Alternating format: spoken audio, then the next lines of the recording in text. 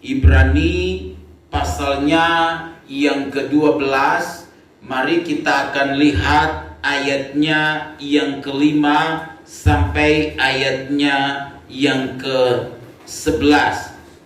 Nah, saudara, Ibrani pasal 12 ayat 5 sampai 11. Kalau kita periksa teksnya, kita akan menemukan ada beberapa kutipan ayat di dalam Perjanjian Lama yang dimulai ketika penulis Ibrani berkata, "Sudah lupakah akan nasihat yang berbicara kepada kamu seperti kepada anak-anak? Hai anakku, janganlah anggap enteng didikan Tuhan, dan janganlah putus asa apabila engkau diperingatkannya." Nah, saudara-saudara, tidak mudah menjadi orang Kristen yang sejati.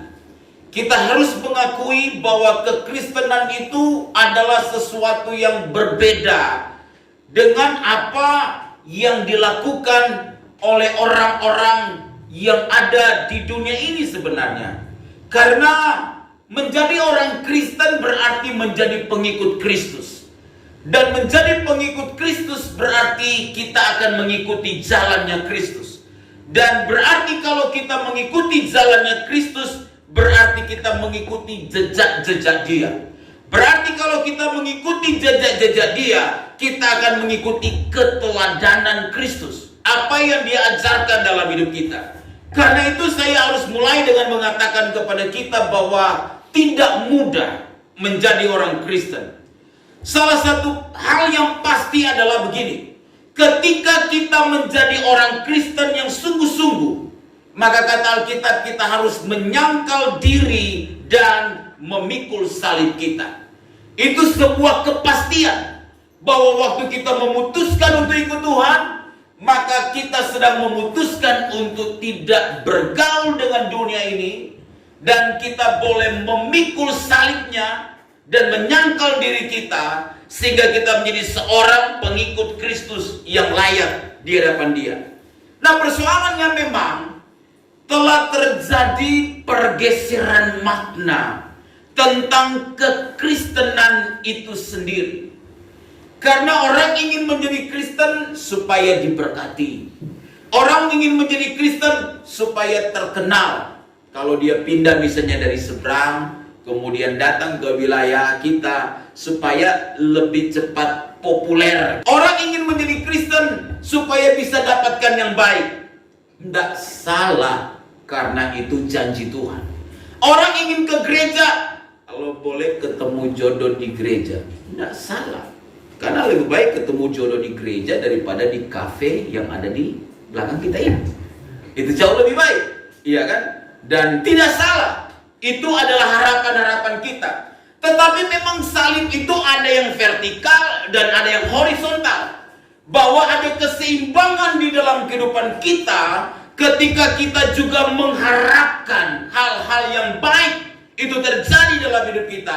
Karena demikianlah yang harus kita harapkan. Kita tidak akan mengharapkan hal-hal yang tidak baik kita ikut Tuhan. Kita harus mengharapkan hal-hal yang baik karena memang firman Tuhan mengatakan demikian. Tapi di satu sisi saya dan saudara diajarkan oleh Alkitab, diajarkan oleh Tuhan bahwa kita menjadi Kristen adalah berarti kita meninggalkan cara hidup yang lama untuk mengenakan cara hidup yang baru, yaitu cara hidup Yesus. Pada titik inilah saya mau beritahu kepada kita sekalian, tidak mudah menjadi Kristen yang sejati. Angkat tanganmu yang tetap ingin menjadi Kristen yang sejati. Saya harus memperingatkan bahwa tidak mudah jadi Kristen yang sejati. Kalau you adalah seorang mahasiswa, jangan nyontek bro. Jangan nyontek sis. Kristen yang sejati itu nggak boleh nyontek kalau kuliah ujian. Amin. Kalau kita menjadi seorang Kristen yang sejati, memang cara hidup kita akan berbeda dari cara hidup yang ada di dunia ini.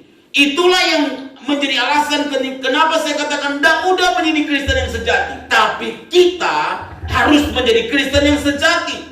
Belum lagi ketika kita menghadapi berbagai persoalan di dalam kehidupan kita sekalian. Banyak orang suka bertanya begini, ikan saya udah ikut Tuhan nih, saya udah mulai disungguh-sungguh, udah rajin ke gereja. Waduh, kok masalah banyak, kok tantangan banyak, kok pergumulan banyak. Justru di dalam masalah itulah, di dalam pergumulan itulah, di dalam tantangan itulah, di dalam penderitaan itulah, bukan saja penderitaan, masalah itu tidak dapat menggagalkan rencana Allah dalam hidup kita, tapi Allah mau menyatakan kepada kita begini: di dalam masalah, di dalam pergumulan, di dalam pencobaan, di dalam penderitaan, Dia hadir dan tetap akan mengasihi kita semua. Dia mau menyatakan itu bagi kita semua. Dan inilah yang Dia ingatkan kepada kita pada malam hari ini, bahwa perhatikan baik-baik ayatnya yang kelima. Hai anakku, janganlah anggap enteng didikan Tuhan, dan janganlah putus asa apabila engkau diperingatkannya.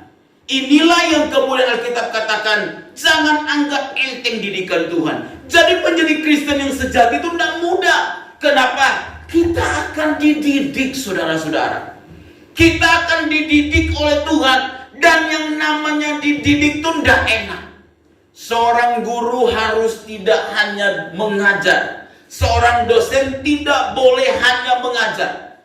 Tapi seorang guru, seorang dosen harus juga bisa mendidik. Mengajar beda, yuk kita ajarin, nak peduli bagaimana sifat, bagaimana karakter. Tapi perlu mendidik. Ya kalau bengkok dilurusin. Kalau mahasiswanya nggak datang kuliah, ya diberitahu, nasihati.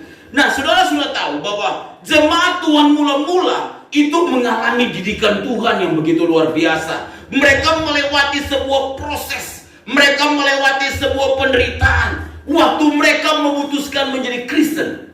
Sekarang orang memutuskan menjadi Kristen supaya dia bisa hidup nyaman, supaya dia bisa hidup berkelimpahan. Ternyata tidak demikian. Tapi apakah boleh kita mendapatkan berkat dari Tuhan? Ya, karena Tuhan memang berjanji untuk memberkati kita.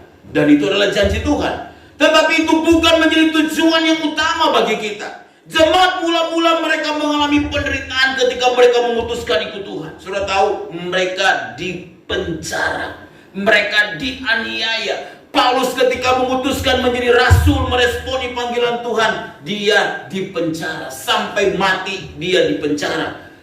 Orang Kristen mula-mula ketika mereka memutuskan menjadi Kristen, rumah mereka dibakar. Kalau kita perhatikan bahwa sejarah gereja mula-mula di kota Roma, ketika kemudian Roma itu dibakar oleh kaisarnya sendiri yang bernama Nero, dituduh orang-orang Kristen, lalu orang Kristen dianiaya, harta mereka dirampas, rumah mereka dibakar, mereka dikucilkan. Mereka mengalami tantangan yang tidak mudah.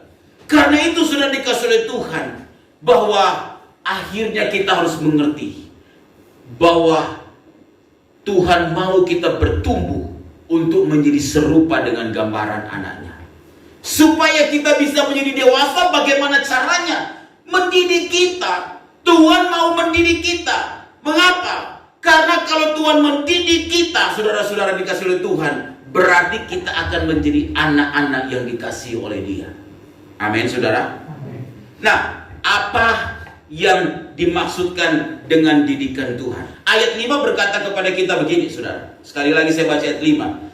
Dan sudah lupakah kamu akan nasihat yang berbicara kepada kamu seperti kepada anak-anak? Hai anakku, janganlah anggap enteng didikan Tuhan, dan janganlah putus asa apabila engkau diperingatkannya.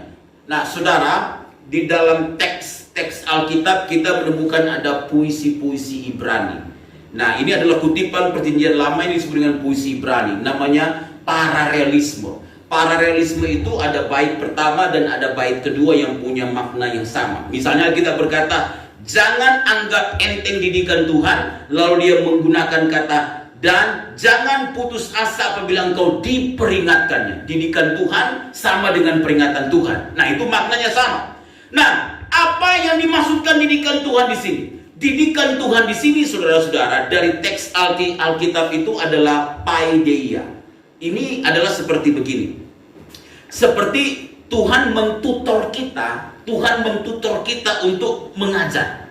Itu artinya didikan. Jadi Tuhan itu jadi mentor, dia jadi tutor. Sudah tahu kan ditutor? Ya kita diajar. Dimana Tuhan yang mentutor kita atau melatih. Dia melatih kita. Didikan Tuhan itu kita dilatih. Saudara pernah lihat ya, pernah lihat di YouTube lah minimal, ada seekor anak burung elang, burung Raja Wali, ya, yang kemudian dia belajar terbang, maka induknya itu akan membawa anaknya ke tinggi, lalu dilepaskan supaya bisa belajar terbang. Saya baru lihat video dikirim di grup kalau nggak salah, ada seorang anak kecil, jadi dia tuh menaik di kursi. Di situ ada orang tuanya, mungkin ada mamanya, papanya lagi videoin. Dia mungkin baru belajar naik, baru belajar berjalan, lalu waktu dia naik kan nggak nyampe karena itu agak tinggi, dia paksa naik, wah nggak bisa. Dia paksa naik dari sebelah, wah nggak bisa. Dia jatuh, dibiarin orang tuanya. Di video ini tuh saya lihat, dia naik lagi, wah jatuh, terus jatuhnya begini, tok, bluk, saya lihat dibiarin. Terus dia lagi ditunjukin orang tua, lewat sebelah, dia lewat sebelah lagi, naik, tidak bisa. Sampai kemudian akhirnya dia memaksakan dirinya, kemudian bisa naik dan duduk di kursi itu. Lalu seperti di video itu ditepuk tangan. Itu artinya dilatih. Kadangkala ya salah, bangkit lagi, salah, bangkit lagi. Dalam hidup ini Tuhan melatih kita sedemikian rupa. Kan melakukan firman Tuhan itu nggak bisa terjadi dalam 1 hari, 1 tahun, ya 5 tahun. Kita harus berulang-ulang. Tuhan latih kita. Nah itu artinya dididik oleh Tuhan. Dididik itu dilatih sedemikian rupa. Supaya apa? Ya supaya kita bisa bertumbuh menjadi seperti Yesus. Kalau pikiran kita penuh dengan pikiran-pikiran yang gak benar, maka Tuhan menguduskan itu. Kemudian kita dilatih terus, baca firman, menguduskan terus. Kalau perkataan kita masih mengandung perkataan-perkataan yang ada di hutan. Hutan itu maksudnya di kebun binatang juga ya. Kalau kita marah pokoknya semua itu bisa keluar. Anjing, kerbau, ya monyet, semua bisa disebutkan. Padahal kita ke gereja. Nah Tuhan akan memproses kita, melatih kita sedemikian rupa. Nah itu dididik oleh Tuhan. Dididik Tuhan itu dalam teks ini artinya adalah disiplin correction. Jadi itu sebuah koreksi. Maksudnya begini, kalau kita salah ya kita akan dikoreksi oleh Tuhan. Karena itu Alkitab berkata kepada kita, Tuhan akan mensemeti, memperingatkan kita semua. Nah didikan Tuhan itu perlu. Mengapa kita perlu untuk melewati yang namanya didikan Tuhan ini? Karena kalau kita dididik oleh Tuhan, itu berarti Tuhan mengasihi kita. Berarti kita anak-anaknya yang benar. Coba saudara kita lihat ayat 6. Ayat 6 berkata begini. Karena Tuhan menghajar, kata kita apa? Orang yang dikasihinya. Dan ia menyesa orang yang dikakuinya sebagai apa? Anak. Jadi kita memang harus melewati didikan Tuhan. Karena kalau kita dididik oleh Tuhan, itu tandanya Tuhan mengasihi kita. Kalau kita dididik oleh Tuhan, itu berarti kita adalah anak. Tuhan masih sayang loh kepada kita. Makanya kalau kita bengkok-bengkok, tiba-tiba kita kena flu, misalnya begitu. Kita ngebut-ngebut, tiba-tiba kita jatuh, kecelakaan. Itu Tuhan masih sayang. Ya, kan cara Tuhan mendidik kita seperti cara orang tua mendidik anaknya. Pertama disiapkan dulu saya suka ke anak-anak saya juga saya melakukan hal demikian dulu waktu mereka kecil. Ya, saya ambil mistar. Kalau masih melawan mau dipukul nih. Ya, terus saya pukul meja. Masih bisa melawan saya keluarkan saban. Masih mau melawan lagi, saya pukulin beneran. Nah, maksudnya masih melanggar, dipukulin beneran. Itu cara mendidik. Ada tahapan-tahapannya. Nah kita memang akan dididik oleh Tuhan dengan cara seperti ini. Mengapa? Karena itu tanda Tuhan mengasihi kita. Kan gak mungkin kita tidak dikoreksi kalau kita salah. Kan begitu saudara. Ya kalau suami kita salah ya kita harus bilang, bang kayaknya gak boleh loh bang. Gak boleh apa? Gak boleh terima WhatsApp yang bukan dari muklim. Misalnya kayaknya bang sudah di WhatsApp balas WhatsApp misalnya begitu. Itu berarti istri kita masih peduli dengan kita. Kalau kita WhatsApp, kita lihat dia lihat kita terus dia diam. Kita WhatsApp, kita senyum, dia senyum. Teruskan bang. ini istri yang model kayak mana nih? Tidak ada rasa mau menegur, kira-kira begitu kan. Jangan-jangan dia itu ada yang lain juga, sehingga dia bilang, teruskan bang, karena dia juga teruskan juga ke yang lain. Nah, jangan-jangan seperti itu, kira-kira. Tapi kalau dia betul-betul mengasihi kita, wah kita akan, nggak boleh bang, pilih satu antara dua. Pilih satu antara dua. Tapi kalau tiga, ya iya satu dari tiga. Wah itu lebih repot lagi. Nah, jadi itu tanda Tuhan mengasihi kita. Didikan Tuhan itu membuktikan bahwa kita adalah anaknya. Saudara lihat ayat 78 ya. Jika kamu harus mendapat ganjaran, kata Alkitab, Allah memperlakukan kamu seperti anak. Di manakah terdapat anak yang tidak dihajar oleh ayahnya? Wah ini penting sekali saudara. Di manakah terdapat anak yang tidak dihajar oleh ayahnya? Jadi kalau kita adalah anaknya, dan kata Alkitab semua orang yang menerimanya diberinya kuasa untuk menjadi anak-anak Allah, yaitu mereka yang percaya dalam namanya. Jadi kalau kita udah menjadi anaknya, maka saudara suka atau nggak suka, mau atau nggak mau, kalau kita keliru, dihajar, dicemeti. Saya masih ingat ya, ketika saya baru mulai bertobat. Kemudian saya tinggal di rumah mentor saya, orang tua rohani yang almarhum. Di rumah itu maksudnya di semacam di tempat pelayanan. Jadi ada tidur di situ, ngepel, belajar musik. Saya dulu sangat senang, sangat pingin main keyboard. Saya diajari oleh kakak rohani saya berhari-hari, tidak bisa-bisa. Kalau dia bilang begitu, you kayaknya enggak punya talenta di main keyboard. Saya diajarin berhari-hari, tidak bisa-bisa. Jadi saya memutuskan, kayaknya saya memang bukan di situ talenta. Saya bangun pagi ngepel, kira-kira, wah ngepel itu bukan seperti begini ya. Itu rumahnya besar, karena itu model tempat kebaktian ya. 2 lantai, terus halamannya juga luas. Kami cuma 2 di situ. Dan tugas saya tiap hari begitu. Udah begitu, dimarah-marahin lagi. Karena Pak Pendetanya tinggal di luar, kami udah ngepel, terus saya karena masih cinta mula-mula ya, sekarang juga masih cinta mula-mula sih. Jadi saya tanya Alkitab kepada kakak rohani saya yang tinggal bersama di situ, karena kami berdua yang beresin itu, dia jelasin Alkitab. Terus kalau Pak Pendeta, orang tua rohani kami datang, wah dilihat kami ngomong-ngomong, kalian cuma ngomong-ngomong, kerja, dimarahin. Dalam hati saya, bukannya kami sudah kerja tadi, ini karena kami mau sharing firman Tuhan. Berikut itu dia marahin lagi, udah dia marahnya di khotbah lagi. Si Stephen tinggal di gereja, tidak kerja, tambah malu saya, kira-kira begitu. Saya sakit hati. Akhirnya saya bilang, pulangkan aku ke rumah. Akhirnya saya pulang. Sudah tahu saya sudah bertobat.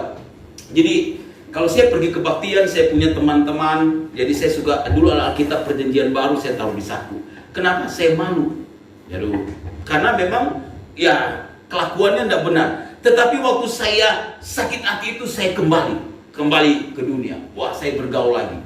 Saya masih ingat itu masuk bulan Desember. Kalau di kota Manado bulan Desember, semua jenis perjudian itu muncul ke permukaan. Jadi saya kembali main judi. Saya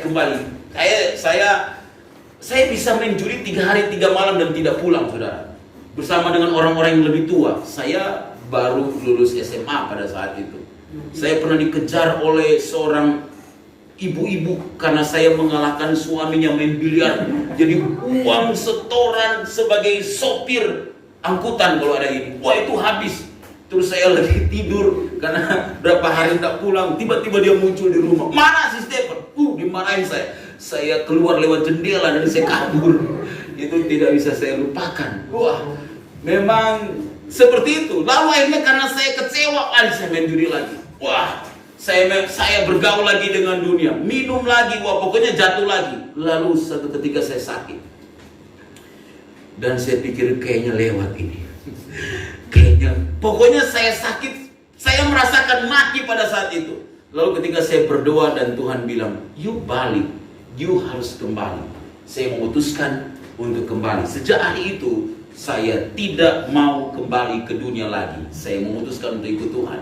Tuhan mencemeti saya dengan apa? Sakit. Mungkin kalau saya tidak langsung meresponi, wah bisa saja kemudian saya bisa masuk rumah sakit.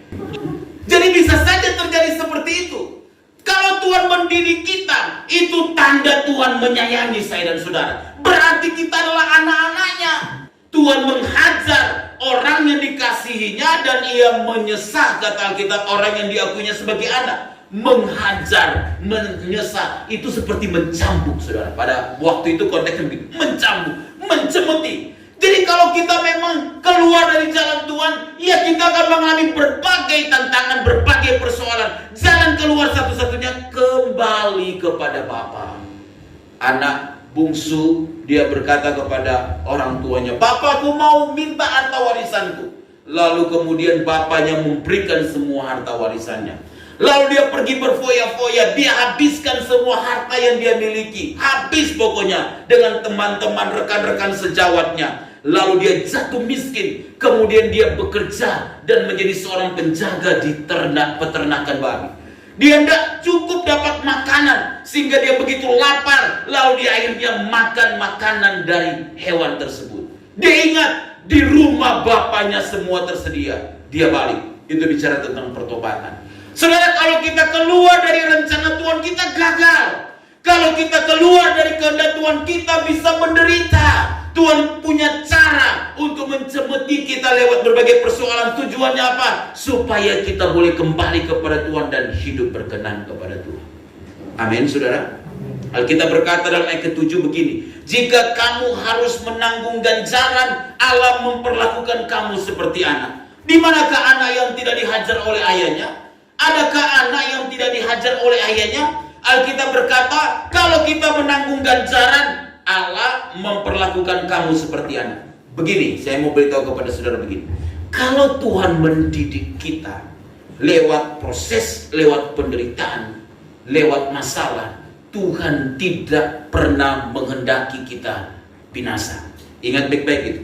Tuhan tidak pernah menghendaki kita binasa. Tidak ada masalah yang terlalu berat untuk kita pikul. Tidak ada pergumulan yang terlalu besar untuk kita mampu menjalani. Tidak ada tantangan yang terlalu besar yang kita tidak bisa melewatinya. Itu maksudnya ketika Alkitab berkata begini, jika kamu harus menanggung ganjaran, Allah memperlakukan kamu seperti apa? Anak.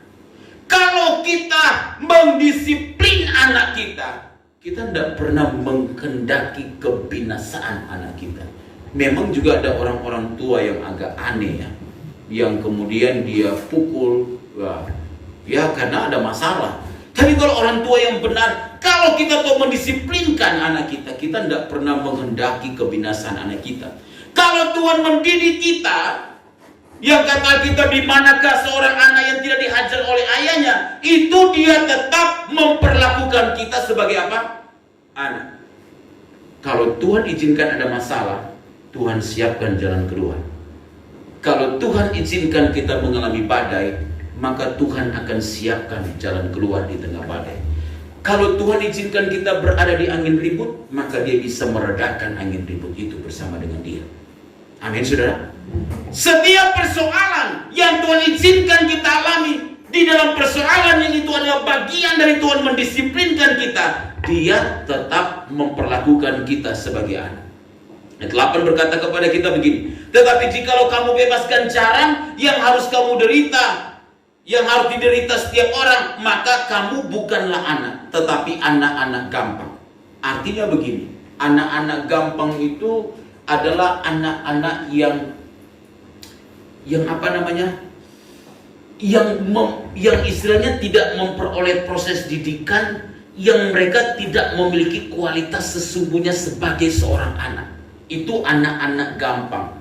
Anak-anak gampang itu seperti anak-anak yang orang tuanya udah kaya, lalu dia kemudian hidupnya hedonis.